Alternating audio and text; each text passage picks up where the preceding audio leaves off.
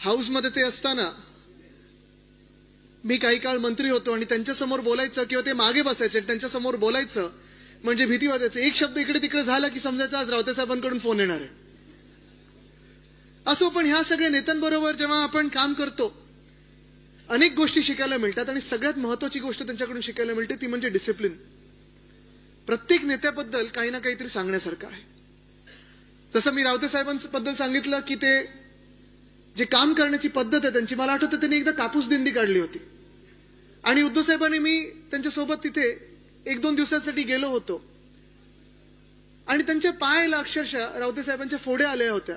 अनवाणी चालत होते आणि शेतकऱ्यांसाठी एक मुंबईत जन्मलेला माणूस, एक मुंबईत राहणारा माणूस, पूर्ण जे काही आयुष्य त्यांनी मुंबईत काढलेलं आहे, शेतकऱ्यांसाठी काय करू शकतो, किती मन तिथे लावू शकतो, किती हृदयाने काम करू शकतो, ह्याचं ज्वलंत उदाहरण म्हणजे रावते साहेब.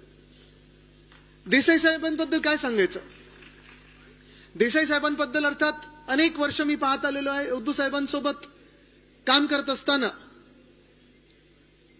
डोळे बंद करून विश्वास टाकून की हे काम होणार, 100% होणार, अशी एक व्यक्ती म्हणजे सुभाष देसाई साहेब.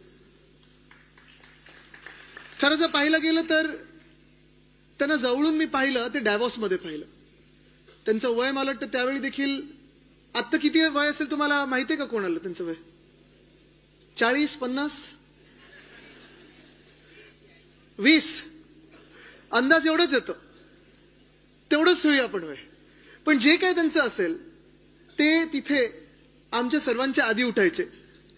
डॅव्हॉसला मी पोचलो होतो. आमचं पूर्ण एक डेलिगेशन गेलो होतं. मी, देसाई साहेब आणि नितीन राऊत साहेब एकाच तिथे छोटे छोटे असं ते हॉटेलचे रूम्स असतात तिथे आम्ही ते एका हॉटेलच्या रूम मध्ये 3 खोल्या होत्या तिथे राहायचो. सकाळी प्राणायामचा आवाज असेल, ओम करण्याचा आवाज असेल, सकाळी 1.5-2 किलोमीटर चालून येण्याचं हे सगळं काम आमच्या सर्वांसाठी देसाई साहेब करायचे आणि मग दिवसाच्या कामाला लागायचे. आणि शेवटी देखील आम्ही ब्रीफिंग घ्यायचो ते त्यांच्याकडून, सगळे आम्ही मंत्री म्हणून एकत्र बसायचो आणि करायचो. पण हे सगळं होत असताना मला वाटतं जसं त्यांनी सांगितलं ना की उद्धव साहेबांनी त्यांना सांगितलं की देसाई साहेब आता आपल्या पदाचं काय करायचं. त्यांनी एका मिनिटात सांगितलं मी नाही, आता दुसऱ्या नवीन तरुणांना संधी दिली पाहिजे, नवीन लोकांना संधी दिली पाहिजे. ह्याला बोलतात शिवसैनिक. आणि शिवसैनिक काय असतो हे त्यांनी दाखवलं. खरं तेही बोलू शकले असते ना की नाही नाही उद्धव साहेब तुम्ही मंत्री आहात, मुख्यमंत्री आहात, जरा 2 पदं अजून मागून घ्या, मला काहीतरी द्या. ते बोलले मला एकही पद नको. त्यांनी एकच सांगितलं मला शिवसेनेत काहीतरी जबाबदारी द्या, मला घरी बसू नका, मला पक्षाची काहीतरी जबाबदारी द्या, पक्ष बांधणीची जबाबदारी द्या. राजन विचारे साहेब तर इथे आहेतच. तुम्ही विचार करा अनेक लोक जेव्हा आम्हाला भेटतात, काही काही असे पण आहेत आता जे आपले समोर लढले, लोकसभेत लढले, विधानसभेत लढले, समोर येतात रडतात, नाही साहेब खूप प्रेशर आहे, काय करायचं, घरावर प्रेशर आहे, घरी कोणी ऐकत नाही. तुम्ही विचार करा असं जर प्रेशर बाहेरच्यांवर असेल तर विचारे साहेबांवर किती असेल. किती सतवण्याचा प्रयत्न केला असेल तरी देखील हरले नाहीत, रडले नाहीत, लढत राहतात. त्यांचं नाव राजन विचारे. विचार करा किती लढत असतील. तसंच गीते साहेब आहेत. गीते साहेब अर्थात त्यांनी आता त्यांचा पूर्ण जे काही अनुभव आहे तो सांगितला. मंत्री असताना कसं दुसऱ्या मंत्र्यांच्या अंगावर गेले. पण हे सगळे अनुभव घेऊन आपण जेव्हा पुढे निघतो, चालत असतो, तेव्हा आज जे 4 लोकांनी सांगितलं ना ते हेच होतं की पद महत्वाचं नाहीये, आपण जबाबदारी काय घेतो पक्षातली ही फार महत्वाची आणि ते आपल्याला विचार करून पुढे निघायचं. अनेक उतार चढाव येत असतात. असंही सांगण्यात येतं की सूर्योदयाच्या आधी सगळ्यात काळोखी रात्र जी असते ती सूर्योदयाच्या आधी असते. सूर्योदय अजून आपला होणं गरजेचं आहे, तो होणार आणि तो सूर्योदय आपण आणणार आहोत. आणि त्या सूर्योदयाकडे चालत असताना, प्रवास करत असताना आज मी खास अभिनंदन करीन ते ह्या विभागाचं करीन की आपण आज हे शिबिर भरवलेलं आहे. रमेशजी आपलं अभिनंदन तर करतोच, सुरेशजी आपलं देखील करतो, सगळ्यांचं, महिला पुरुष सगळ्यांचं करतो. पण खास करून जेव्हा आजचा दिवस आपण निवडलेला आहे तेव्हा आज दुसरी अजून एक गोष्ट आहे. काय टीव्हीवर येणार आहे? मॅच. आणि क्रिकेट बोलल्यानंतर काही ठराविक बंधूंची आठवण येते. एक विचार समोर येतो, जसं आत्ता पांड्या बंधू आहेत, हार्दिक आहे, कृणाल आहे, येऊन चौफेर बॅटिंग करून जातात, 6-4 ते आले की आपल्याला कळतं की आता स्कोर आपला 100च्या पुढे जाणार आहे. तसं ऑस्ट्रेलियामध्ये देखील 2 असे बंधू होते, स्टीव्ह व मार्को. आणि तसंच याच विभागात 2 बंधू आहेत. सुनील राऊत जी आहेत, आणि दुसरे ज्यांचं नाव सांगण्याची गरजच नाहीये. मला वाटतं 2 आठवड्यापूर्वी दिल्लीत होतो आणि दिल्लीत गेल्यानंतर संजय काकाबरोबर फिरताना खूप मजा येते. मी घरी येऊन आई बाबांना पण तेच सांगितलं की प्रधानमंत्र्यांबरोबर कदाचित जेवढी फिरायला मजा नाही येणार तेवढी संजय काकाबरोबर फिरायला मजा येते. कारण एका माणसाच्या हातात कुठचंही शासकीय पद नसताना, एका माणसाच्या हातात मंत्रीपद नसताना जी काही वट संजय काकांनी दिल्लीत बनवलेली आहे ना ती बघण्यासारखी असते. तुम्ही आवर्जून दिल्लीत जा आणि त्यांच्याबरोबर फिरा. प्रत्येक माणूस सगळीकडे. त्या दिवशी कोण आपल्या एअरपोर्टला गुरुजी असं करून तुम्हाला हे केलं. आणि नुसतं महाराष्ट्रातली लोक नाही तर देशभरातून लोक बघत असतात. त्यांचा आवाज देशात सगळीकडे जात असतो आणि ते इथे बसलेत म्हणून मी त्यांचं कौतुक करत नाही. घरी पण हेच सांगत असतो की तिथे प्रत्येक जण, तो भाजपचा जरी खासदार असेल ना, डोळा मारतो आणि सांगतो संजय काकाला, नाही नहीं संजय जी ठीक चल रहा है आपका, ऐसे ही लगे रहो. प्रेसवाले असं आपण वाटतं आपल्याला कोणीतरी, अरे हा गोदी मीडियातला आहे, तो पण येऊन हळूच असा हात दाबतो, संजय जी ठीक चल रहा है, ऐसे ही चलाते रहो. ही शिवसेना उद्धव बाळासाहेब ठाकरे पक्षाची वट आहे. आज जे काही मला बोलण्याची संधी दिलेली आहे, मुंबईचे हाल, मुंबईची झालेली अवस्था, मुंबई जिंकण्याची गरज, हे सांगण्याची गरज नाही. मला वाटतं आपण सगळे भोगत आहोत, पाहत आहोत. मुंबईकर म्हणून आपल्याला सगळ्यांना आजूबाजूला दिसतंय. मागच्या वर्षी काही महत्वाच्या निवडणुका झाल्या. लोकसभेची निवडणूक झाली आणि लोकसभेची निवडणूक आपण जिंकलो. होय, आपण जिंकलोच. कारण तुम्ही विचार करा, जे सत्ताधारी आपल्याला सांगत होते की आम्ही आता 300 पार की आता 400 पार करणार आहोत, 2014 मध्ये आपण त्यांच्या सोबत होतो आणि सोबत आल्यानंतर ते 282चा आकडा गाठला. जवळपास 20-25 वर्षानंतर आपल्या देशात एक हाती सत्ता कोणाच्या हातात आली असेल ती भाजपच्या हातात आली. याचं कारण एक होतं, कारण त्यांचे मित्र पक्ष त्यांच्या सोबत होते आणि त्यांनी ह्या देशाला एक स्वप्न दाखवलं होतं की अच्छे दिन आने वाले है. 2019ला आपण ठरवलं होतं खरं की आपण आता विरोधी पक्ष म्हणून लढणार, आपण वेगळे लढणार. तरी देखील मातोश्री बंगल्यावर आले. तुमचं आमचं दैवत माझे आजोबा वंदनीय हिंदुहृदय सम्राट बाळासाहेब ठाकरेंच्या खोलीत आले, शब्द दिला आणि त्या शब्दापोटी आपण लढलो होतो, त्यांच्या सोबत लढलो होतो. निवडणुकीनंतर त्यांनी शब्द तो मोडला, खोटं बोलायचं ते बोलले, सवयीप्रमाणे वागले. पण 2019ला देखील जे साधारण त्यांचे अंतर्गत आकडे होते की 180 पर्यंत पोहोचतात का, 190 पर्यंत पोहोचतात का, शिवसेना त्यांच्या सोबत राहिली आणि ते पूर्ण चित्र देशभरातलं बदललं आणि ते 303 पर्यंत पोहोचले होते. आणि यावेळी देखील त्यांची जी सत्तेची माज होती, जो माज दिसत होता आपल्याला, मस्ती होती, आपल्याला सांगत होते तुम्ही काही करा, आम्ही 400 पार जाणारच. ही लढाई जी होती ती फार महत्वाची होती, कारण ती संविधान बदलायचं होतं. त्यांना भाजपचं जे संविधान आहे ते आपल्या देशावर लादायचं होतं. ही लढाई होती आणि आपण इंडिया आघाडी म्हणून ती लढाई जिंकलो. कारण ज्यांना वाटत होतं की त्यांचं बहुमताचं सरकार येणार, त्यांचं एकहाती सरकार काय, त्यांचं 400 पार करेल सरकार, त्यांना आपण 240 वर अडवलं. हे आपलं यश आहे आणि महाराष्ट्रात जिंकलोच लोकसभेची निवडणूक. पण देशभरात देखील असं मानतात की 70 सीटमध्ये त्यांनी घोटाळा केला, नाही तर त्यांचं सरकार तर बनतच नव्हतं. त्यानंतर लगेचच आपल्याला आठवत असेल 2 विधान परिषदा आल्या, बॅलेट पेपरवर झाल्या, मुंबईतल्या होत्या आणि काय निकाल आले, 2च्या 2 आपण जिंकलो. शिवसेना उद्धव बाळासाहेब ठाकरे पक्ष म्हणून जिंकलो.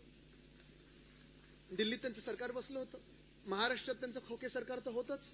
खोके धोके पैसे सगळं काही उडवलं त्यांनी. पण बॅलेट पेपरवर निवडणुका झाल्या आणि 2च्या 2 विधान परिषदा आपण जिंकलो.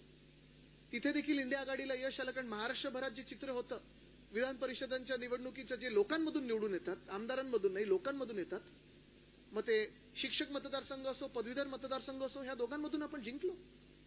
सेनेटची निवडणूक झाली. इथून मला वाटतं परम कुठेत हे होते उमेदवार, कुठे गेले परम यादव? ठीक आहे, राहू दे. पण त्या निवडणुकीत देखील आपण शिवसैनिक म्हणून एकटे लढलो आणि त्या निवडणुकीत देखील 10च्या 10 जागा आपण जिंकून आणल्या. हे आपलं यश आहे. 3 निवडणुका महत्वाच्या जिंकल्यानंतर विधानसभेत आपल्याला वाटलं की ठीक आहे, आता 100% काय आपण जिंकतोच आहे. कुठे ना कुठे आपल्याला वाटायला लागलं की ठीक आहे, आता थोडं आपण करू, जिंकू, आपण येतच आहे सरकार. कुठेही शांत बसलो नाही आपण, कारण लोकांसमोर विषय तर होतेच, भ्रष्टाचार विषय होताच, गद्दारी विषय होता, महाराष्ट्रातून उद्योगधंदे निघाले सगळे गुजरातला गेले हा विषय होताच, महाराष्ट्र अदानीच्या घशात घालतात हा विषय होताच. ती पण निवडणूक आपण खरं जिंकलो होतो जर यांनी वोटर फ्रॉड नसता केला, आणि तो वोटर फ्रॉड देखील आपण लोकांसमोर आणणार आहोत. मला वाटतं 1 महिन्यापूर्वी संजय राऊत साहेब होते, राहुल गांधीजी होते, सुप्रियाताई सुळे होत्या, आणि ह्या तिघांनी हा वोटर फ्रॉड जो झाला तो दिल्लीत पत्रकार परिषद घेऊन आपल्या लोकांसमोर आणलेला आहे. संजयजी, हा आपल्याला पुन्हा एकदा लोकांसमोर इथे मुंबईत बसून, पुण्यात बसून, नागपूरला जाऊन, कोल्हापूरला जाऊन, सोलापूरला जाऊन, वसई विरारला जाऊन, पालघरला जाऊन, सगळीकडे जाऊन सांगायला लागेल की तुमचं मत जे तुम्ही महाविकास आघाडीला दिलं होतं ते महायुतीला ह्यांनी फिरवलं कसं, किंबहुना ह्यांनी ही खोटी मतदार नोंदणी करून तुमचं मत खाल्लं कसं, हे आपल्याला लोकांसमोर आणायला लागेल. पण ठीक आहे, आपला पराभव झाला हे आपल्याला तात्पुरतं तरी मान्य करू. 3 निवडणुका जिंकलो, 1 निवडणुकीत पराभव झाला. जे बहुमताचं सरकार आलं, मी तिथे आमदार म्हणून बसतो, इथे सुनील राऊतजी आहेत जे आमदार म्हणून बसतात. आम्ही दोघांनी हे चित्र पाहिलेलं आहे. 2022ला जेव्हा आपलं सरकार ह्या गद्दारांनी पाडलं, जी कीड यांनी महाराष्ट्राला लावली, गद्दारीची असेल, खोकेबाजाची असेल, धोकेबाजाची असेल, तेव्हा ह्या सगळ्यांच्या चेहऱ्यावर एक आनंद होता, एक हसं होतं की चला आता आपलं सरकार बसतंय. पण यावेळी जेव्हा त्यांचं सरकार बनत होतं ना, रमेशजी तुम्हाला सांगतो, सगळे जे सत्ताधारी बाकावर बसले होते ते पण तेवढ्याच शॉकमध्ये होते जेवढे आपण सगळे आहोत की आपलं सरकार आलं कसं. सगळे एकामेकांकडे बघतात, तू पण निवडून आला, तू पण निवडून आला, अरे मला वाटलं तू पडतोय, नाही नाही मला वाटलं मी पडतोय. हे वातावरण आहे. आणि तुम्हाला अजूनही सांगतो मी, अनेक लोक मला आज सांगतात, पत्रकार जे आहेत मित्र ते सांगतात, भाजपमधले काही आहेत ओळखीचे ते सांगतात, जे जुन्या भाजपमधले आहेत, म्हणजे जी वाजपेयी साहेबांची भाजप होती, अडवाणी साहेबांची भाजप होती, इथे मुंबईत जर पाहायला गेलं तर प्रकाश मेहता असतील, राजपुरोहित असतील, ह्या सगळ्यांची भाजप होती. ज्यांना अजूनही शिवसेनेबद्दल थोडं प्रेम आहे, उद्धव साहेबांबद्दल प्रेम, आणि ज्यांना वाटतं की आजची भाजप आहे ही कॉन्ट्रॅक्टर लोकांची भाजप आहे, ही भाजप नाहीच आहे, ते मला सांगतात की आदित्यजी अजूनही आम्हाला माहित नाही आमचं सरकार आलं कसं. आणि मंत्रालयामध्ये तुम्ही गेलात तर वातावरण असं आहे की ह्या सरकारला ऑलरेडी 5 वर्ष होऊन गेलेले आहेत, सगळं काही हळू चाललेलं आहे, हळू चाललेलं हळू चाललेलं. पण आज आपण विचार करायला पाहिजे की आपण इथे उपस्थित का राहिलेलं आहे. मुंबईची अवस्था जी झालेली आहे, जे ध्येय आपलं आहे, मुंबई आपल्या हातातून जातं कामा नये, कारण आपल्या हातातून जर गेली तर ही मुंबई महाराष्ट्रातून तुटेल. आणि हे गुजरातचंच नाही, कारण आता कदाचित हे गुजरातच्या घशात घालणारच नाहीत, हे फक्त आणि फक्त अदानीच्या घशात घालतील मुंबईला. तिथे आपल्याला लढणं गरजेचं आहे, तिथे आपल्याला जिंकणं गरजेचं आहे, तिथे आपल्याला जातपात धर्म, कदाचित मी तुम्हाला हेही सांगेन, पक्ष विसरून शिवसेना उद्धव बाळासाहेब ठाकरे पक्षाच्या मागे उभं राहणं गरजेचं आहे. कारण ही मुंबई जर आपल्याला आपली ठेवायची असेल, या महाराष्ट्राची ठेवायची असेल, तर तुम्हाला लढणं गरजेचं आहे आणि जिंकणं तर गरजेचं आहेच. डोळे उघडून काम करणं गरजेचं आहे. बूथ मॅनेजमेंट, मला वाटतं अनिल देसाई साहेब त्याच्यावर बोलणार आहेत. पण ते होत असताना आता मी ज्या रस्त्यावरनं येत होतो, मी तुम्हाला थोडी झलक देतो, मग तुम्ही ठरवायचं ह्या मुंबईसाठी लढायचं की नाही लढायचं. सुरुवात जर करायची झाली तर ह्याच महाकवी कालिदास नाट्यगृहाकडून करूया. ज्या खुर्च्यांवर आज तुम्ही बसलेला आहात, ज्या मंचावर मी उभा राहिलेलो आहे, मला आठवतं ह्याचं नूतनीकरण जेव्हा आपण हाती घेतलं होतं तेव्हा आदेश बांदेकरजी असतील, अनेक कलाकारांना आपण इथे आणून समोर बसवलं, या स्टेजवर आणलं, रंगीत तालीम घेतली की हा मंच कसा असायला पाहिजे, हे ज्या लाकडी फळ्या आहेत त्याच्या खालती रेती कशी असायला पाहिजे, इथे आवाज घुमतो तो घुमला कसा नाही पाहिजे, घुमला तर आपलाच शिवसेनेचा घुमेल कसा आवाज, हे ठरवून आपण काम केलं होतं. कारण जी काही गोष्ट आपण करतो ती चांगलीच केली पाहिजे, जगात सर्वोत्तमच केली पाहिजे, हा विचार करून आपण करतो. जसं हे आहे तसं शहाजीराजे क्रीडा संकुल आपण पलीकडे अंधेरीमध्ये केलेलं आहे. अनेक गोष्टी या मुंबईमध्ये केलेल्या आहेत. आज जर तुम्ही मला मुंबईत कुठेही फिरवलं, मध्ये मी एक तो इंटरव्ह्यू केला होता, गाडीतून आम्ही फिरतोय, मी आणि तो एक व्यक्ती जो माझा इंटरव्ह्यू घेत होतो, आणि प्रत्येक गोष्ट मी बोट दाखवून सांगू शकतो, कारण राजकारण्याने काय बोट दाखवायची सवयच असते. हे ह्यांनी केलं, हे त्यांनी केलं, तसं नाही. मी अभिमानाने सांगू शकतो, होय हे आमच्या शिवसेनेने केलंय, होय हे आमच्या शिवसेनेने केलंय, होय आमच्या शिवसेनेने केलंय.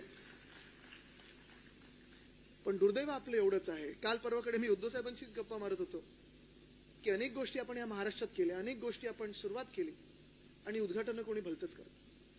म्हणजे आपण विचार करा, मुंबई पुणे एक्सप्रेसवे स्वप्न कोणाचं, विचार कोणाचा, भूमिपूजन, प्लॅनिंग, सुरुवात ती आपल्या काळात झाली. वंदनीय हिंदू सम्राट बाळासाहेब ठाकरेंनी अनेकदा सांगितलं होतं की सरळ रस्ता मुंबई ते पुणे आम्ही करू, तो केला आपण. सुरुवात झाली कामाला. मला आठवतं आपलं शिबिर असंच लोणावळ्यात होतं 2001-2002 साली. सरकार आपलं नुकतं गेलेलं. आपण तेव्हा प्रयत्न करत होतो की आता नवीन कसं काय पुढे वाटचाल करायची. तेव्हा देखील आपण सगळ्या आमदारांना बसमध्ये बसवून त्याच रस्त्यावरून लोणावळ्याला घेऊन गेलो होतो. ती सुरुवात आपण केली, पण उद्घाटन केलं पुढच्या सरकारने. ही सीलिंग मुंबई बँड्रा वरळी सीलिंग जे झालंय, खरोखर माझ्या आजोबांचं स्वप्न होतं की नरिमन पॉईंट पर्यंत त्याच वेळी पोहोचलं असतं जर आपलं सरकार असतं तर. मला वाटतं 97 साली की काही 99 साली त्याचं भूमिपूजन झालं. 55 फ्लायओव्हर्स, उड्डाणपूल जे आपण करत होतो, ही दोन्ही कामं आपल्या वेळी सुरू केली. आपण मुंबईसाठी सुरू केली होती, मुंबईकरांसाठी सुरू केली होती. पण नेमकं आपलं सरकार बदललं आणि उद्घाटन कोणी केलं? पुढच्या सरकारने केलं. तसंच कोस्टल रोडचं काम आहे. मध्ये हे सगळे भाजपवाले उठतात की आम्ही केलं. चला मी तुम्हाला चॅलेंज लावून सांगतो, इथे मला उभं करा, इथे कुठच्याही भाजपच्या मुख्यमंत्र्याला उभं करा किंवा कुठच्याही मंत्र्याला उभं करा. प्रत्येक इंच मी त्या कोस्टल रोडचं सांगू शकतो आणि त्यांना देखील तसंच सांगायला लावा. बघूया कोणाला अजून काही येतं का. ट्विटर, कुठचंही सोशल मीडियाचं माध्यम घ्या, हे जे सगळे पत्रकार बंधू इथे आलेले त्यांना विचारा. महिनोन प्रत्येक महिन्यात आमची तिथे एक व्हिजिट असायची. ते टनेल बोरिंग मशीनचं नाव मावळा हे मी दिलं होतं, कारण जसं छत्रपती शिवाजी महाराजांच्या मावळ्यांनी सह्याद्री पोखरले होते, तसा हा मावळा आपला टनेल बोरिंग मशीन मुंबईच्या खालतून गेलेला भूमिगत मार्ग जो काढलेला आहे त्या मावळ्याने काढलेला आहे. पण प्रत्येक महिन्यात तिथे व्हिजिट करायचो. प्रत्येक आठवड्यात साईट व्हिजिटचे आम्ही रिपोर्ट्स घ्यायचो. प्रत्येक दिवशी पुढे काय करायचं याच्यावर काम करायचो. MTHL, ज्याला अटल सेतू नाव ठेवलं, MTHL देखील. आणि तुम्हाला कोस्टल रोड पर्यंत वैशिष्ट्य सांगतो. 2 कोस्टल रोड झाले. एक कोस्टल रोड नॉर्थ बाउंड म्हणजे वांद्रा ते कांदिवली आणि पुढे आता वसई विरार पर्यंत गेलेलं, ते 2014 सालीच अर्ध फाडलं आणि कोणाच्या हाती दिलं असेल? MSRDC खातं. MSRDC खातं कोणाकडे होतं 2014 सालापासून?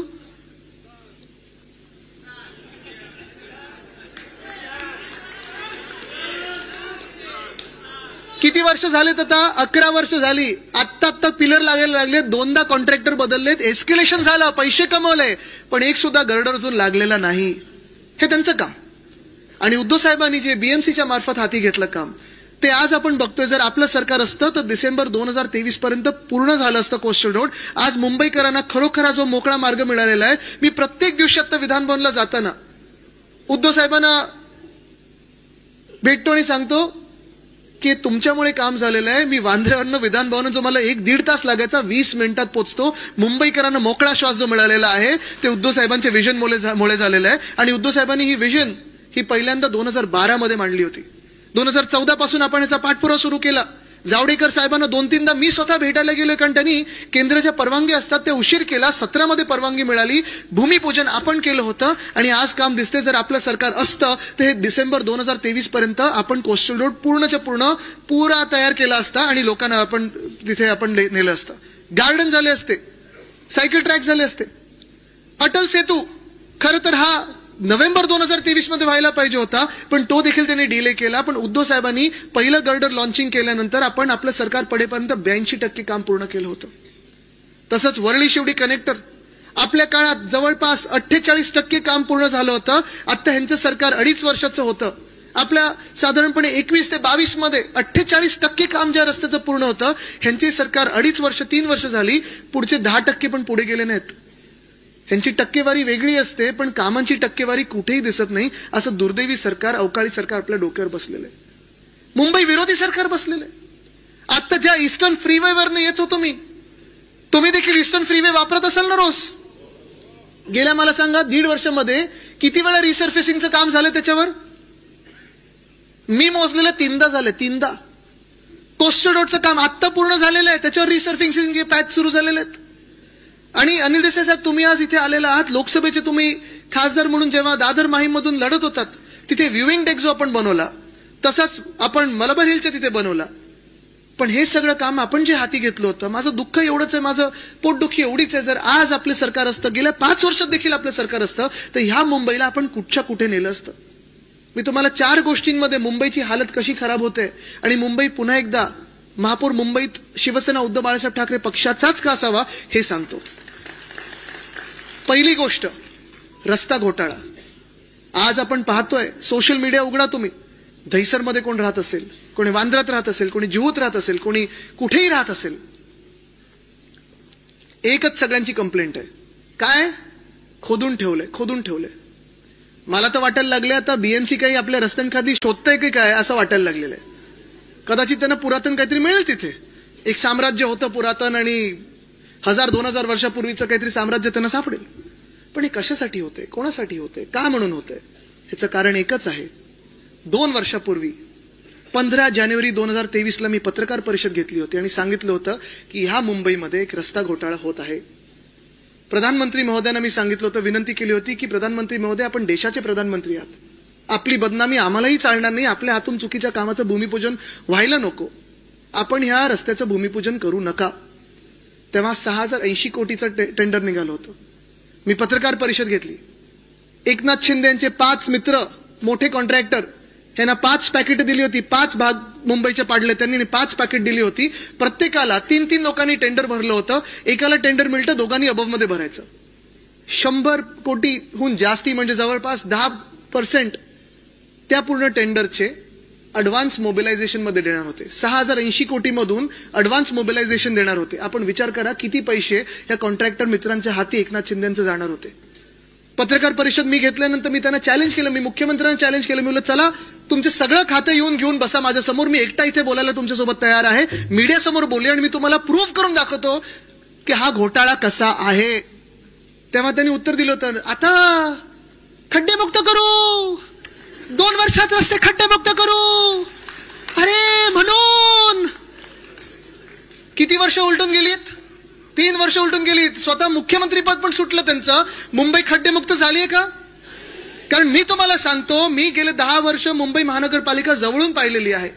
अनेक शहरांचा अभ्यास करत असतो. जर कोणी तुम्हाला आत्ताच्या जगात सांगितलं ना की 1 वर्षात मी रस्ता खड्डमुक्त करून देतो की कुठचंही शहर खड्डमुक्त करून देतो, तो खोटं बोलतोय व्यक्ती.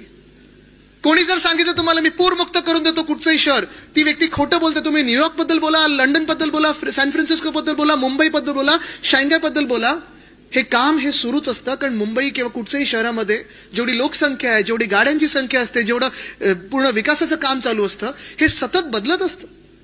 2 वर्षात कुठचंही शहर खड्डेमुक्त करत नाही, पण ह्यांचा खड्डा जो भरला तो खिशांचा खड्डा भरला होता कॉन्ट्रॅक्टर्सनी, बाकी कुठचाही खड्डा मुक्त झालेला नाहीये. पण आज आपण बघा, तेव्हा मी जेव्हा आवाज उठवला तेव्हा संजय राऊत काका तुम्हाला सांगतो मी, ह्या रस्त्याचं कॉन्ट्रॅक्ट 1000 कोटींनी बीएमसीनी पुढच्या 5 दिवसात कमी केलं. म्हणजे 1000 कोटी मी एका पत्रकार परिषद घेऊन वाचवले होते, ते मुंबईकरांचे वाचवले, ते तुमचे आमचे वाचवले. कारण हे सगळे गेले असते कॉन्ट्रॅक्टरच्या हाती, हे सगळे गेले असते त्यांच्या लाडक्या कॉन्ट्रॅक्टर्सकडे. पण रस्त्यांचा घोटाळा हा त्यावेळीचा मी अजूनही चॅलेंज देतो, कारण त्यांनी सांगितलं होतं मी 2 वर्षात पूर्ण करून दाखवतो. 2023 सालात जी कामं सुरू झालेली आहेत, मुंबई महानगरपालिकेने आता उत्तर दिलेलं आहे की त्याच्यातून फक्त आणि फक्त 26% काम झालेलं आहे. किती? 26. मी त्यांना पुढे अजून चॅलेंज केलं. मी म्हणलं चला मला मोजून दाखवा, 26% पण नाही झालंय, तुमचं काम 5% झालं असेल तर मी काही हरायला तयार आहे. पण उत्तर नाही कुठे. तसंच पुढच्या वर्षी म्हणजे मागच्या वर्षी 24ला पुन्हा एकदा 6000 कोटीचं टेंडर आलं. 6000 कोटीचं टेंडर. त्या 6000 कोटीमध्ये परत एकदा असाच घोटाळा, असेच मोठे मोठे कॉन्ट्रॅक्टर. आणि काय होतं, एखादा तुम्ही विषय घेतला, भ्रष्टाचाराचा विषय घेतला की लगेच हे कॉन्ट्रॅक्टर तुम्हाला फोन करायला लागतं, तुम्हाला भेटायचा प्रयत्न करतात. मी त्या 5 कॉन्ट्रॅक्टरना सांगितलं मला भेटायचा प्रयत्न करू नका, मला फोन करण्याचा प्रयत्न करू नका, मी विकला जाणाऱ्यातला नाही, मी विकला जाणार नाही. मी त्यांना हे सांगितलं मी तुमच्या कोणाचंही कॉन्ट्रॅक्टरचं नाव घेतलेलं नाहीये, कारण माझी लढाई तुमच्यासोबत नाहीये. अखेर काम करतो तो कॉन्ट्रॅक्टरच असतो. माझी लढाई ह्या भ्रष्टाचारी राजकारण्यांबरोबर आहे, माझी लढाई या भाजपा जे मुंबई लुटते त्या भाजपसोबत आहे, माझी लढाई या मिंदेंसोबत आहे जी मुंबई लुटत आहेत. पण दुसरं रस्त्याचा घोटाळा हा मागच्या वर्षीचा. आज आपण पाहतोय रिसर्फेसिंग सगळीकडे चालू आहे, सगळीकडे रस्ते खोदून ठेवलेले आहेत, अक्षरशः रस्त्यांची वाट लागलेली आहे. तुम्ही मला ह्या मुंबईत एक तरी विभाग असं दाखवा, एक तरी वॉर्ड असं दाखवा तिथे 100% रस्त्यांची कामं नीट झालेली आहेत. कुठे आहे? आहे कोणाकडे तर हात वरती करून दाखवा, मी पैसे हरायला तयार आहे. आहे कोणाकडे? नाहीये. पण तसंच हा रस्त्यांचा जसा विषय होतो तसं दुसऱ्या बाजूला सगळ्यात महत्वाचं खातं मुंबईसाठी म्हणजे आरोग्य खातं आहे. मुंबईत आपल्या मुंबई महानगरपालिकेचं जे साधारण कर्तव्य असतं, कुठच्याही महानगरपालिकेचं कर्तव्य असतं, मूळ कर्तव्य जे असतं ते म्हणजे प्रायमरी हेल्थकेअर असतं. प्रायमरी हेल्थकेअर, प्राथमिक आरोग्य केंद्र, दवाखाना ज्याला आपण बोलतो. पण कदाचित मुंबई महानगरपालिका एकमेव महानगरपालिका आहे गेल्या 25 वर्षात जी उद्धव साहेबांनी काळजीपूर्वक वाढवलेली आहे, ज्याच्यात फक्त आपण प्रायमरी हेल्थकेअरवर थांबलो नाही तर आपले चांगले हॉस्पिटल झाले. कदाचित देशभरात काय, आशिया खंडात काय, जगभरात एकमेव महानगरपालिका असेल जी स्वतःचे स्पेशालिटी हॉस्पिटल आहेत, सुपर स्पेशालिटी हॉस्पिटल आहेत, 4 आपल्या मेडिकल कॉलेजेस आहेत. पण दुर्दैव असं की हेच सगळी जी यंत्रणा आपण कोविडच्या काळात WHO म्हणजे जागतिक आरोग्य संस्थेने ज्याचं कौतुक केलं, धारावी मॉडेल म्हणून कौतुक केलं, सगळ्याचं कौतुक केलं. आपण 2017 साली जेव्हा निवडणुका जिंकलो होतो तेव्हा आपल्याकडे आपल्या हॉस्पिटलमध्ये साधारणपणे 13,764 बेड्स होते. ते वाढवून आपण कोविडच्या काळात अजून कुठपर्यंत तरी नेले होते, 15,000 पर्यंत नेले होते. आज तुम्ही दवाखान्यांची हालत बघा, आज हॉस्पिटल्सची हालत बघा. आज गेल्या 2 वर्षामध्ये हे मिंदे सरकार असेल किंवा भाजपचं सरकार असेल, गेल्या 2 वर्षामध्ये जी हालत मुंबई महानगरपालिकेचंच काय, नागपूर महानगरपालिका बघा की कुठच्याही दवाखान्यांची बघा, औषधं मिळतात का? नाही. परवाकडे आम्ही हाऊसमध्ये विषय घेतला होता, मंत्री 2 मंत्री उभे राहिले पण मंत्र्यांना उत्तर देण्याला जमत नव्हतं. औषधं देखील खोटी येत होती. ते खेकड्या मंत्र्यांनी जो घोटाळा करून ठेवला होता ते असा भयानक घोटाळा करून ठेवला होता की औषधं खोटी आलीच तर, पण माझ्या आजोबांच्या नावाने म्हणजे आपले वंदनीय हिंदुराव सम्राट बाळासाहेब ठाकरेंच्या नावाने जो दवाखाना उघडलेला आहे, हे आपलं स्वप्न होतं, हे आपली वचन होतं, ते त्यांनी वचनपूर्ती करण्याचा प्रयत्न केला पण त्याच्यात पण घोटाळा केला. तुम्ही विचार करा, तिथे औषधं नाहीत, डॉक्टर बिचारे काम करतात, रेसिडेंट डॉक्टर काम करतात, नर्सेस काम करतात. अधिवेशनाच्या काळात डीनला बोलवलं जातं, डीनला 4 तास विधान भवनात बसवलं जातं. का? तर मंत्र्यांना उत्तर देता यावी म्हणून. पण त्याच डीनना जे पाठबळ ह्या खात्यांकडून मिळालं पाहिजे, नगर विकास खात्याकडून मिळालं पाहिजे, आरोग्य खात्याकडून मिळालं पाहिजे, मुंबई महानगरपालिकेकडून मिळालं पाहिजे, तुम्ही आज जाऊन त्यांना विचारा हे तुम्हाला पाठबळ मिळतंय का?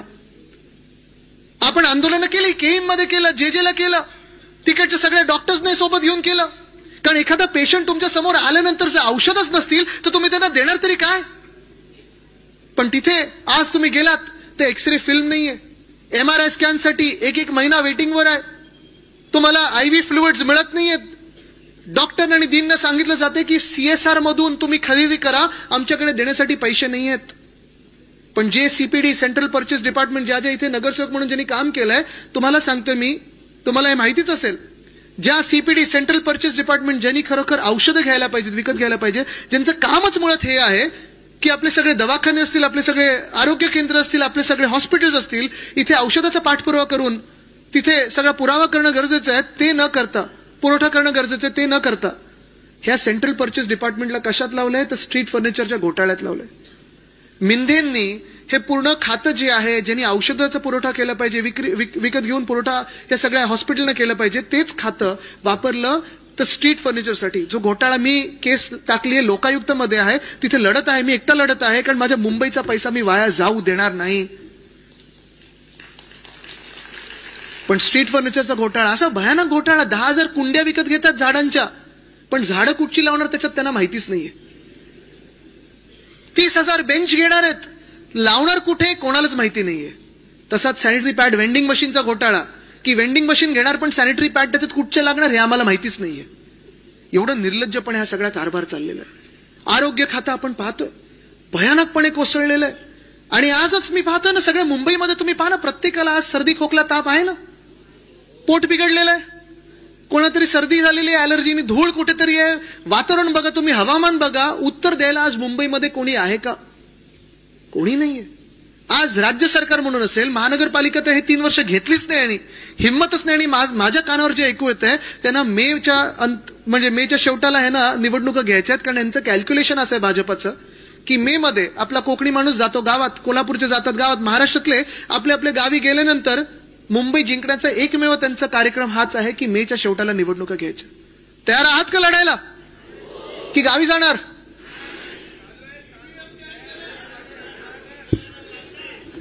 पण तुम्हाला सांगतो नाही, पुढे तुम्हाला अजून सांगतो, अजून सांगतो, नुसतं आरोग्य खात्याची वाटणी लावली आहे. इथे किती लोकांनी, आता 3रं म्हणजे आपण मुंबईला आर्थिक कणा म्हणतोय, देशाची आर्थिक राजधानी म्हणतो ना आपण. परवाकडे देवेंद्र फडणवीस साहेबांनी, मुख्यमंत्र्यांनी सांगितलेले की नाव Mumbai financial time is over, capital एकदम बिलकुल ओव्हर. सांगितले त्यांनी की मुंबईची आर्थिक राजधानी म्हणून मुंबईची वेळ संपलेली आहे. त्यांना आता नैना सिटी बांधायची आहे. प्रश्न एकच आहे, नैनामध्ये तो ए आहे तो अदानीचा आहे की कोणाचा, हा विचार करायला पाहिजे. कारण ते त्यांच्या एअरपोर्टच्या बाजूलाच आहे. खरं तर त्या एअरपोर्टचं नाव श्री दिबा पाटील विमानतळ, आंतरराष्ट्रीय विमानतळ देण्याची आपण मागणी केली होती. आपला ठराव आहे, पण अजूनही केंद्र सरकारने तो ठराव मान्य केलेला नाहीये. कदाचित ते शेवटी देतील अदानी एअरपोर्ट म्हणून नाव. करू द्यायचं नाही आपण तर आहोतच इथे लढायला. पण ते नैना सिटी होऊ दे ना, खरोखर मोठी होते, मुंबईच्या 3 पट की 10 पट होते. महाराष्ट्रात अजून काही चांगलं होत असेल तर आनंदच आहे. पण ज्या 2-3 मागण्या मुंबईच्या आहेत ना, गिफ्ट सिटीला ज्या सवलती तुम्ही दिलेल्या आहेत ते द्या ना मुंबईला गिफ्ट सिटी सारख्या सवलती. मुंबईचं आर्थिक जे बळ आहे, मुंबईची आर्थिक राजधानी ही तुम्ही मारायला निघालेल्या आहेत. तुमचा पक्ष भाजप म्हणून मारायला निघालाय. गेल्या 10 वर्षात कितीतरी तुम्ही मोठे मोठे हेडक्वार्टर्स नेलेत, दिल्लीला नेलेत, गुजरातला, एक तरी मुंबईत दिलाय का? आणि हाच प्रश्न नुसतं मुंबईतून नाही, नुसतं महाराष्ट्रातून नाही, तर जेव्हा मी वाराणसीत गेलो होतो तिथे देखील मला 2-3 लोकांनी विचारलं की सर यहाँ क्यों कुछ आता नहीं है, सब गुजरात ही क्यों जाता है, क्यों उत्तर प्रदेश में कोई बड़ी इंडस्ट्री आती नहीं है. झारखंडमध्ये मला विचारलंय का, तिथे IAS साठी तो मुलगा शिकत होता, त्यांनी मला विचारलं, UPSC साठी तो बसत होता एक्झाम साठी, त्यांनी मला विचारलं आदित्य जी ऐसा क्यों होता है कि हमें शायद मध्य प्रदेश हो, महाराष्ट्र हो, बिहार हो, उत्तर प्रदेश हो, यहाँ कोई बड़े हेडक्वार्टर्स भेजे नहीं जाते, सब भेजा जाता है वो तो दिल्ली भेजा जाता है, नहीं तो गुजरात भेजा जाता है, ऐसे क्यों होता है. आणि मी त्यांना एकच उत्तर दिलं, ह्याचं कारण एकच आहे, जे वरती बसलेले आहेत त्यांच्यासाठी 2च राज्य महत्वाची, एक स्वतःकडे ठेवा नाकाखालती किंवा नंतर गुजरातमध्ये पाठवा.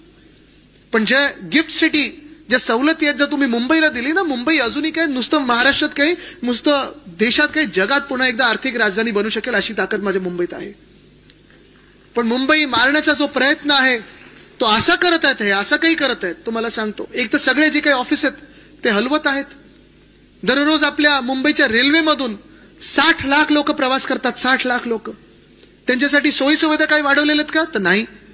जे रेल्वे आपण पाहतो, रेल्वे मंत्री ते हल्ली रील मंत्री म्हणून जास्ती फेमस झालेले आहेत. रील बनवतात, सगळीकडे बोलत असतात, भाषणं देतात, पण रेल्वेमध्ये काही सुधारणा होत नाहीत. तसंच मुंबईचा सगळ्यात मोठा कणा, मुंबईची लाईफलाईन, जी खरीखुरी लाईफलाईन असेल ती म्हणजे आपली BST बस आहे. किती लोकांनी BST मध्ये इथे प्रवास केला, जरा हात वरती करा. केलाय ना सगळ्यांनी. आता तुम्ही मला सांगा, गेल्या 5 वर्षामध्ये BSTचे भाव काय तो? 5 किलोमीटर जायचं असेल तर किती रुपयात जाऊ शकता तुम्ही? 10 किलोमीटर जायचं असेल तर किती रुपयात जाऊ शकता तुम्ही? 15 किलोमीटर जायचं असेल तर किती रुपयात जाऊ शकता तुम्ही? आणि जर तुम्हाला 15 किलोमीटरहून अधिक कुठून कुठे जायचं असेल तर किती रुपयात जाऊ शकता तुम्ही? 20. जगात मी तुम्हाला आज चॅलेंज देतोय, आज जगात कुठेही जा तुम्ही, असे भाव जर तुम्हाला कुठेही मिळाले अशा सेवेसाठी, AC बससाठी, तर मी काही हरायला तयार आहे. 2022 साली मी जेव्हा 2021 साली नोव्हेंबरमध्ये टॉप 26 ला गेलो होतो, इंग्लंडमधल्या एका महापौरांसोबत बसलो होतो. आणि ते मला एकदम खुशीत सांगत होते की आमच्याकडची बस सेवा अशी आणि तशी आणि अमुक आहे तमुक आहे. त्यानं विचारलं कोण चालवतं? नाही, आमच्याकडे प्रायव्हेट आहे सगळं. मला अच्छा चांगलं आहे. वेळेवर येते का? हो वेळेवर येते. मला भाव काय? 5 पाऊंडहून किती कुठे पुढे जाऊ शकता तुम्ही? 5 पाऊंड म्हणजे 500 रुपये. मी त्यांना सांगितलं आमच्याकडे 5 रुपये आहे. आणि त्यांचा जबडा असा खालती पडला. असो, पण ही अभिमानाची गोष्ट आहे की ह्याच BST बसमधून माझा मुंबईतला प्रत्येक व्यक्ती, महिला पुरुष, सुरक्षित एका ठिकाणून दुसऱ्या ठिकाणी जाऊ शकतात. ह्याच BST मधून 5 रुपयात असेल, 10 रुपयात असेल, 15 रुपयात असेल, 20 रुपयात असेल, जे काही अंतर आपल्याला पार पाडायचं आहे ते आपण पाडू शकतो. आणि ह्याच BST साठी आपलं सरकार असताना आपण ग्रॅच्युइटीसाठी असेल, पेन्शनसाठी असेल, फंड जो उभा करून दिला तो आपलं सरकार असताना करून दिला. त्याच्या आधी कोणी नाही केला, नंतरही कोणी नाही केला.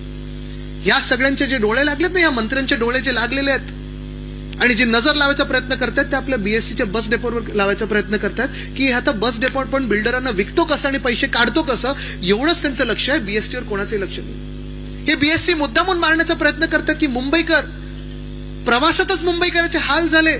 एका ठिकाणून दुसरीकडे मुंबईत जसं सायन्स आता पूल पाडलेला आहे, आता एल्फिन्स्टनचा पाडतात, आता टिळक ब्रिज पाडायचंय.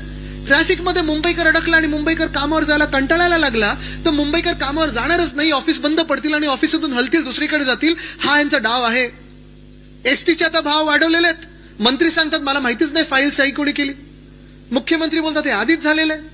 म्हणजे नक्की कोणात कोणाचा काही पायपोच नाही. पण आज आपण पाहतोय मुंबईमध्ये ज्या BST साठी आपण लढत होतो, झगडत होतो, ज्या BST साठी मी स्वतः गीते साहेबांकडे गेलो होतो, जेव्हा फेम 1 पॉलिसी आणली होती तेव्हा मी आणि अजय मेहता साहेब आम्ही दोघं गेलो होतो. तेव्हा बागडेजी पण होते आपले, तेव्हा इथे अधिकारी होते, आज केंद्र सरकारमध्ये.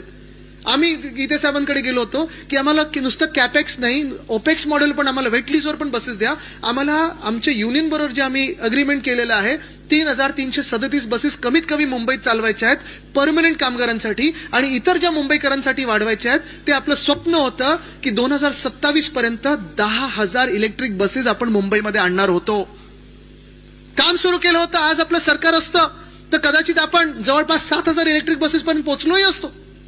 त्याच्यातून 900 डबल डेकर इलेक्ट्रिक बसेस. म्हणजे मला आठवतं जेव्हा मी डबल डेकर बद्दल ट्विट केलं होतं, सोशल मीडियावर टाकलं होतं, कितीतरी मुंबईकर असे आहेत ज्यांनी आनंदाने ती बातमी शेअर केली होती. कोणाच्या अशा काही मेमरीज त्यांच्या बरोबर आहेत, काही आठवणी आहेत. कोणी कोणाच्या आजोबांसोबत गेलं होतं त्या बसवर, कोणी कोणाच्या आई वडिलांसोबत फिरायला गेलं होतं डबल डेकर बस सोबत. पण डबल डेकर बसची आपली शान होती, आन बान शान होती मुंबईची, आणि लाल बस आपली जी होती ती यांनी मारण्याचा प्रयत्न केलाय. आता बस स्टॉप बघा तुम्ही, सगळीकडे बस स्टॉप आहे की होर्डिंग आहे हे आपल्याला कळत नाही. फुटपाथ आहे की नाही हे आपल्याला कळत नाही. झिब्रा क्रॉसिंग दिसते की नाही हे आपल्याला कळत नाही. आणि मुख्य म्हणजे आपली बीएसटीची बस आजही 32 ते 35 लाख लोकांना प्रवास करायला जी वापरली जाते ती बीएसटीची बस आपल्या काळात जी साधारणपणे 4,000 बसेस होत्या त्यांनी आकडा कमी करून आणलाय 1,500-2,000 वर. हे असे करतात मुंबईचे हाल. म्हणजे रस्त्यांचा घोटाळा, स्ट्रीट फर्निचरचा घोटाळा, सॅनिटरी पॅड वेंडिंग मशीनचा घोटाळा. आज आपण बघतोय आरोग्य खात्यात पूर्णपणे बट्ट्याबोळ करून टाकलेला आहे. बीएसटी बस ह्याची वाट लावत आहेत. आपल्या मुंबईतून अनेक गोष्टी, मग ते हेडक्वार्टर्स असो किंवा आपली वर्ल्ड कपची फायनल असो, मी हे अनेकदा सांगितलंय, जर मागच्या वर्ल्ड कपची फायनल आपल्या मुंबईत असती, वानखेड्याला असती, तर आपण 100% जिंकलोच असतो. का गरज होती गुजरातला नेण्याची? पण मुंबईचे एक एक एक एक एक असे आपण पाहतोय हे अंग मोडत चाललेले आहेत, हाल करत चाललेले आहेत, छळ करत चाललेत मुंबईचा. बीएसटी बस जर आज मला मिळाली नाही तर मी जाणार कसा, प्रवास करणार कसा एका बाजूने दुसऱ्या बाजूला, ऑफिसला जाणारच कसा? जर माझं बस स्टॉपच मला दिसलं नाही, त्याच्यावर मोठे एलईडीचे होर्डिंग दिसले, तर ते बस स्टॉप मध्ये मी थांबणारच कसा? हा विचार आज आपण करणं गरजेचं आहे. आणि हेच करत असताना एका बाजूला आपण पाहतोय हे सगळं होत असताना तिसरी आणि चौथी महत्वाची गोष्ट, जसं मी सांगितलं पहिलं, रस्ते घोटाळे झाले, त्यानंतर आरोग्य खातं खराब केलं, बीएसटी खराब केलं. शाळेंमध्ये, इथेच मी तो शाळेचा कार्यक्रम घेतला होता, मला आठवतं 10वीची मुलं सगळी बसली होती आणि मी इथे ते फिरत होतो बोलत माईकवर. पण शाळेंमध्ये इथे ज्यांनी परत एकदा बीएमसीत नगरसेवक म्हणून काम केलं आणि जे भावी नगरसेवक इथे बसलेले आहेत, मी त्यांना सांगत आहे, मुंबई महानगरपालिका पुन्हा एकदा, जसं आरोग्य केंद्र हे प्राथमिक आरोग्य केंद्र चालायचं आपलं कर्तव्य असतं, तसंच कुठच्याही महानगरपालिकेचं प्रथम कर्तव्य एवढंच असतं, प्राथमिक आरोग्य, प्राथमिक शिक्षण. पण आपण तेवढंच न करता शिक्षणात देखील खूप पुढे गेलो. 2011 साली उद्धव साहेबांनी व्हर्च्युअल क्लासरूम हे पहिलं आपल्या मुंबई महानगरपालिकेत आणलं. आज जगात चर्चा होते ती आर्टिफिशियल इंटेलिजन्सची होते, डिजिटायझेशनची होते. त्याची सुरुवात आपण 2011 साली आपले 90 क्लासरूम आणि पुढे जात असताना 600 क्लासरूम जोडून आपण उद्धव साहेबांनी ते करून दिलं. त्याला बोलतात विजन, त्याला बोलतात काम. करून दाखवलं म्हणून आपण लिहिलं होतं सगळीकडे. पण ते आज आपण पाहतोय पुढे नेत असताना टॅब्स दिले आपण प्रत्येक विद्यार्थ्याला, मुलगा असेल मुलगी असेल. आपल्या मुंबई महानगरपालिकेच्या 1234 शाळेंमध्ये इंग्लिशमध्ये शिकवलं जातं, मराठीमध्ये शिकवलं जातं, सेमी इंग्लिशमध्ये शिकवलं जातं, गुजरातीमध्ये शिकवलं जातं, हिंदीत शिकवलं जातं, उर्दूत शिकवलं जातं, तमिळ, तेलुगू, कन्नड ह्या सगळ्या 9 भाषांमध्ये शिकवलं जातं. 10वी भाषा जी आपण आणली होती ते तंत्रज्ञान म्हणजे टेक्नॉलॉजी, ही 10वी भाषा जगातली जी सर्वात महत्वाची आहे ती आपण आणली होती. माझे आजोबा वंदनीय हिंदुराज सम्राट बाळासाहेब ठाकरे मला नेहमी सांगायचे की आदित्य शिकत राहा. जगात कुठेही मी गेलो तर त्यांच्यासाठी एक डिक्शनरी आणायचो आणि ते देखील जे काही त्यांना इंग्लिशमध्ये शब्द त्यांना वाटायचे की अरे ह्याचा वापर कसा करायचा, ह्याचा उच्चार कसा करायचा, ह्याचा अर्थ काय, ते मार्किंग करून ठेवायचे. आणि मला शाळेतून आल्यानंतर विचारायचे की आदित्य ह्याचा अर्थ जरा काढूया आपण, चल डिक्शनरी किंवा थिसॉरस मधून. त्यांनी मला फ्रेंच शिकायला थोडं प्रोत्साहित केलं होतं. सगळीकडे त्यांनी मला एवढंच सांगितलं होतं, आदित्य जगात सगळ्या भाषा तू शिकायलाच पाहिजे, मातृभाषा ही आलीच पाहिजे. पण जगात वेगळ्या वेगळ्या ज्या भाषा शिकू शकलात तर तुला कोणी थांबू शकत नाही. आणि माझा प्रयत्न हाच होता की आपल्या शाळांमध्ये जेवढं काही इतर गोष्टी आपण शिकू शकू, मग ते खेळांमध्ये असेल, क्रिकेट असेल, फुटबॉल असेल, कबड्डी असेल, हॉकी असेल, मग ते आपण पाहतो सुनीता विल्यम्स असतील किंवा त्यावेळीच्या कल्पना चावला असतील, चंद्रापर्यंत पोहोचणं असेल, मार्सपर्यंत पोहोचणं असेल, हे अमेरिकेतल्याच मुलांनी का स्वप्न पाहावं? त्याचे क्लासेस आपण मुंबईत पण सुरू केलं, ते मुंबई महानगरपालिकेच्या शाळेत पण सुरू केलं. ते ऍस्ट्रॉनॉमी म्हणजे नुसतं अवकाश याती बघायचं नाही. आज तर आपले तारे दिसतच नाहीत रात्री, प्रदूषण एवढं झालेलं आहे. पण ह्या सगळ्या गोष्टी आपण सुरू केल्या. त्या वाघोबा क्लब सुरू केलं होतं. मुंबई महानगरपालिकेच्या शाळेत आपण सीबीएसई आणलं. परत एकदा मी सांगतो, सीबीएसई, आयसीएसई, आयबी IGSE आणणारा आपण एकमेव बोर्ड होतो या देशभरामध्ये आणि पहिलं बोर्ड होतो. दिल्लीचं कौतुक होतं आणि झालंच पाहिजे, पण आपण ते महानगरपालिका म्हणून आणलं. आज त्या शाळांना फंडिंग कमी मिळतंय, टीचर्सची भरती थांबलेली आहे, टीचर्सचं ट्रेनिंग प्रोग्राम थांबलेलं आहे. हे चित्र मुंबईचं हे भयानक होत चाललेलं आहे. राहणं कठीण झालंय मुंबईमध्ये. आपण पाहतोय. मी तुम्हाला एक शेवटचा आणि सगळ्यात महत्वाचा जो निर्धार करायचा मुद्दा आहे तो सांगणार आहे. मग नुसतं निर्धार करायचा की धारदार होऊन आता तुटून पडायचा हा विचार तुम्ही करायचा. शेवटचा मुद्दा धारावी. किती लोकांनी ऐकलंय? सगळ्यांनी ऐकलंय ना? आता तुम्हाला सांगतो याचं गुपित काय. हे सगळं जे चालू आहे ना, तुम्हाला BST मधून बाहेर ठेवलं जातंय, आरोग्य केंद्र हे मोडकळीस आलेलं आहे, शाळांमध्ये टीचर ट्रेनिंग होत नाहीये, ह्या सगळ्या गोष्टी का होत आहेत? तुम्हाला छोट्या छोट्या छोट्या छोट्या विषयांमध्ये गुंतवून ठेवण्यासाठी. म्हणजे तुम्ही रोज विचार करणार, अरे अदानीबद्दल मी काय विचार करणार, धारावी कोण घेते, घेऊ दे ना, मला माझा कचरा धाराबाहेरचा उचलला पाहिजे. पाणीच गढूळ येतंय, माझ्या घरात पाणी येत नाही, मी अदानीबद्दल धारावीबद्दल लढायला का रस्त्यावर येऊ? अरे 100 वर्षापूर्वी 500 वर्षापूर्वी कोण बरोबर होतं, कोण बरोबर नव्हतं, गांधी बरोबर होते की स्वातंत्र्यवीर सावरकर बरोबर ते, ह्याच्यात आपल्याला लढत ठेवतायत, भूतकाळात आपल्याला लढत ठेवतात एवढ्यासाठी की आपलं भविष्य असेल, आपलं आत्ताचं जे जीवन आहे आणि आत्ता जे आपले मुंबई लुटतात ना त्याच्यावर आपलं लक्ष जाऊ नये म्हणून ह्याच्यात तुम्हाला गुंतून ठेवलेलं आहे. हा विचार तुम्ही केला पाहिजे. मी परवाकडे पण विधान भवनात गेल्यानंतर मला हाच विचार पडलेला, अरे निवडणूक प्रक्रियेवर एवढा खर्च होतो, आम्ही सगळे आमदार म्हणून जे निवडून जातो, तुम्ही सगळे मतदान करता, हे कशासाठी? एकामेकांवर तिथे जाऊन ओरडण्यासाठी, भांडण्यासाठी की कोण 500 वर्षापूर्वी, 1000 वर्षापूर्वी, 50,000 वर्षापूर्वी योग्य होतं, कोण नव्हतं? किती इतिहासावर आपण लढत बसणार? मी इतिहासाचा विद्यार्थी आहे, पण किती वर्ष आपण त्याच्यातच राहणार? कोणी आजच्या बद्दल आणि उद्याबद्दल कोणी आपल्यासाठी लढणार आहे की नाही, आपल्यासाठी आवाज उठवणार आहे की नाही? एका बाजूला आपल्याला भूतकाळात लढवतात, एका बाजूला आपल्या इतिहासात रमवतात आणि दुसऱ्या बाजूला आपली मुंबईची लुटतायत ना, ती ह्या माध्यमातून लुटतायत की आज जो धारावीतला घोटाळा होतो तो कदाचित जगाच्या पाठीवर सर्वात मोठा होणारा घोटाळा आहे. धारावीची जमीन ही आमच्या शेजारची जमीन आहे. कदाचित तुम्ही पण येता जाताना पाहत असाल, मातोश्रीवर येताना धारावीतूनच यायला लागतं.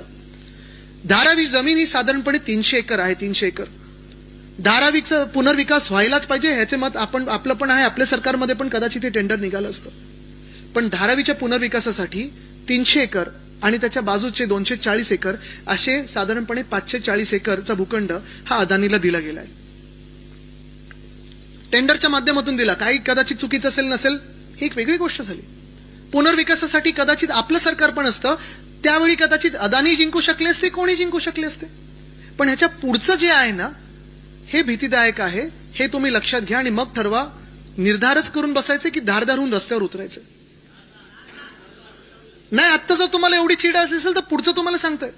ह्या धारावीच्या टेंडरमध्ये, कारण आपण काय आरोप करत होतो, ज्या काही थोडीफार माहिती होती त्याच्यावर आपण बोलत होतो. मी एक रात्र 2 ते 4 रात्री बसलो होतो आणि ते टेंडर पूर्ण वाचून काढलं. माझी एक सवय, घाणेरडी सवय, की मी हायलायटर घेऊन बसतो. माझ्या वडिलांची ती सवय, आजोबांची ती सवय, की आपल्याला जर काही आवडलं किंवा आपल्याला वाटलं की अरे चल विचार करायला पाहिजे तर हायलायटर घेऊन बसतो. मला वाटलं आता हे पूर्णच टेंडर डॉक्युमेंट हायलायटरमध्ये बुडवून काढू की काय. कारण अदानीला जी जागा मिळालेली आहे ती 540 एकर मिळाली. रेल्वेची जागा मिळाली आहे, तीही लीजवर मिळालेली आहे. खरं तर तुम्ही पूर्णच्या पूर्ण 300 एकरचा पुनर्विकास तिकडेच करू शकता. पण ह्या टेंडरमध्ये अशा काही भयानक गोष्टी आहेत की हे 540 एकर फुकटात तर मिळालंच आहेत अदानीला. सगळा काही विकास तिथे होऊ शकतो, पण तिथे करायचं नाही ते ना.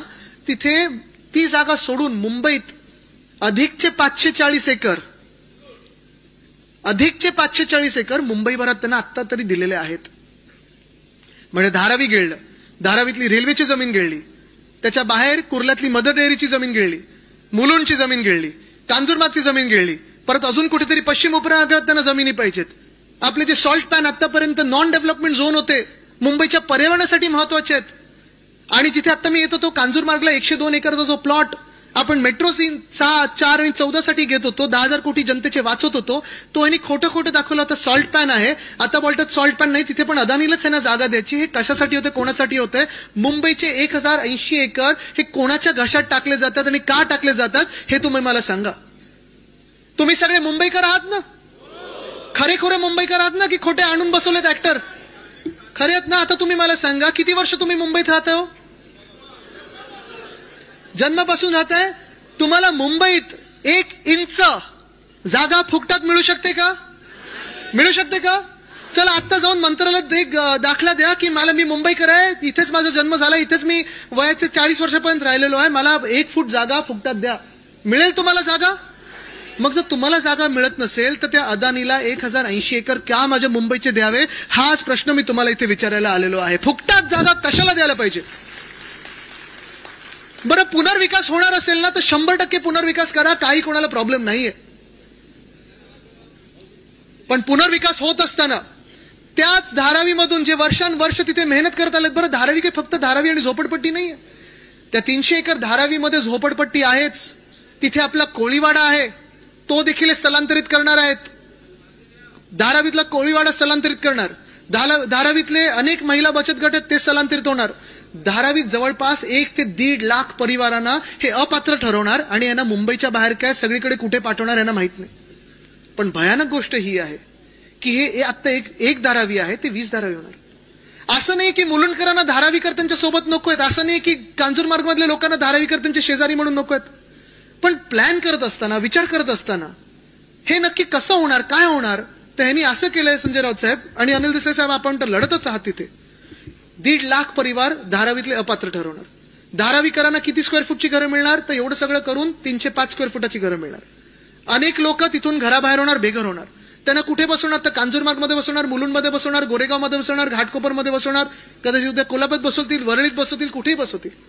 ह्यांना व्यवसायाचं काय साधन, काही नाही. पैसे कमवायचं साधन काही नाही. नोकरीपासून दूर पाठवलेलं आहे. जे मायक्रो इंडस्ट्रीज आहेत ते बंद झालेले आहेत. आणि ह्याच्यावरही भयानक म्हणजे आपला सगळा जो मुंबईचा पुनर्विकास आहे तो सगळा जाणार, सगळे जे काही अधिकार आहेत मुंबईचे ते जाणार कोणाच्या हातात, तर अदानीच्या हातात. म्हणजे त्या टेंडरमध्ये असं लिहिलंय, धारावी असेल किंवा हे 540 एकर असतील, ह्या 1080 एकर मध्ये जर कोणाला काही करायचं असेल तर विचारायचं कोणाला? मुंबई महानगरपालिकेला नाही, महाराष्ट्र शासनाचं मंत्रालय नाही, मुख्यमंत्र्याला नाही, तर भाजपच्या एकमेव मालकाला. त्याचं नाव काय? अदानी. जर तुम्हाला तुमची इमारत बांधायची असेल आणि तुम्हाला टीडीआर घ्यायचा असेल, पहिला 50% टीडीआर हा कोणाकडून घ्यायला लागेल? अदानी. जर तुम्हाला ह्या मुंबईमध्ये किंवा त्या पूर्ण धारावीच्या एरियामध्ये घर घ्यायचं असेल तर पैसे जाणार कोणाला? अदानी. आणि जर अदानीला वाटलं त्या 1080 एकर मध्ये मला इथून आता विमानतळ बांधायचं किंवा काही बांधायचंय, त्यांनी परवानगीसाठी काही पत्र टाकलं, ते परवानगी जर राज्य शासन असेल, केंद्र शासन असेल, कोणी सांगितलं आम्ही देणार नाही, तरी अदानी समूहाला वाटलं की आम्हाला करायचं तर ते करू शकतात. म्हणजे तुम्ही विचार करा, मुंबई कोणाची, तुमची की अदानीची? 1080 एकर मुंबईचे फुकटात हप्ता देतात. तर 1080 एकर मधून 1 लाख कोटी काय 2 लाख कोटी कमवतील. माझं कमवण्यासाठी काही अडचण नाही, या श्रीमंत व्हा, जगातले सर्वात श्रीमंत व्हा, पण माझ्या मुंबईला मी लुटू देणार नाही. हा निर्धार आपल्याला आज करायचा आहे. आणि जेव्हा मी बोलतो माझी मुंबई, कदाचित जगात एकमेव शहर असेल की इथे प्रत्येक व्यक्ती बोलू शकेल की माझी व्यक्ती, कारण मुंबई हे आपलं नातं असंच आहे. मुंबा देवी, देवीवरनं नाव पडलेलं शहर आहे. या मुंबा देवीच्या ताकदीने तुम्ही या मुंबईसाठी लढणार आहात की नाही, हा सवाल आज मी तुम्हाला करायला आलेलो आहे.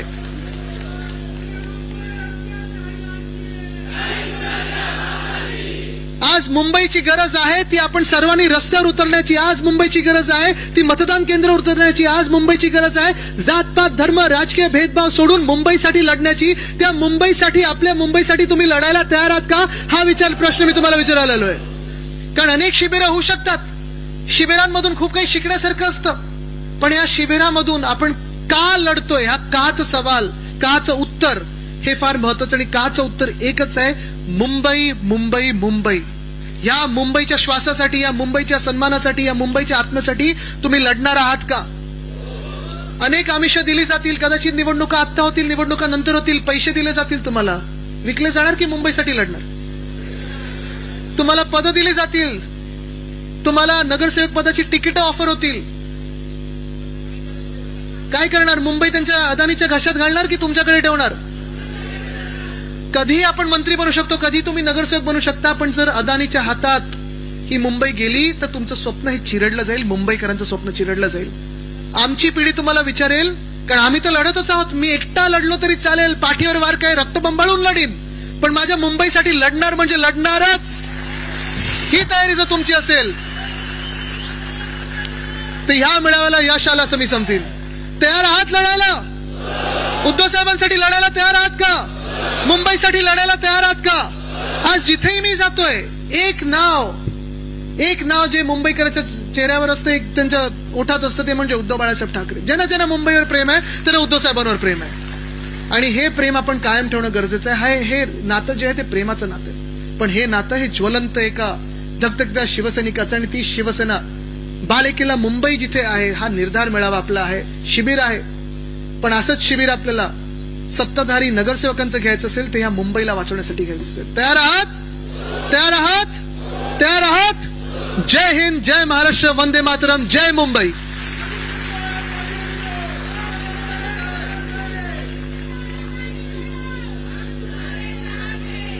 जरा जोरदार टाळ्यांच्या कडकडाटात आपण साहेबांचं पुन्हा एकदा स्वागत आणि अभिनंदन करूया.